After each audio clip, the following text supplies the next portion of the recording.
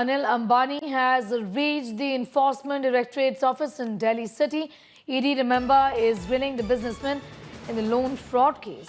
ED to grill Anil Ambani in the 17,000 crore loan fraud case is what we are learning at this point in time. Pictures of Anil Ambani reaching the ED office. Top ED officials to oversee Anil Ambani's questioning is what we are learning.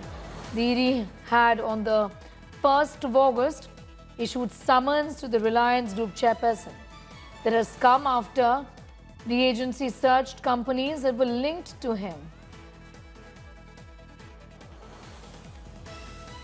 Shivani is with us for the very latest. Shreya Chatterjee also in fact continues to be with us on that big story. First to you, Shreya, if you could give us the details of this case and what is the alleged wrongdoing right here. What is this case about? Well, Sneha, there are multiple wrongdoings that is right now being investigated by the Enforcement Directorate in this 17,000 crore loan fraud, because of which we are seeing Anil Ambani appearing before the agency. This includes a loan diversion that was mainly secured to the tune of 3,000 crore by Yes Bank.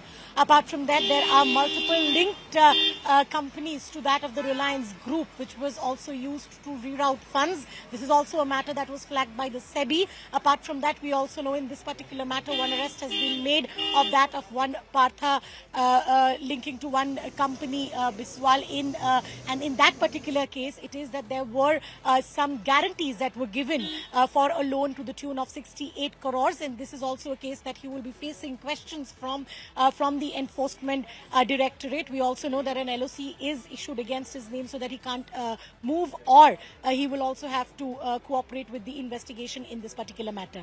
That's right.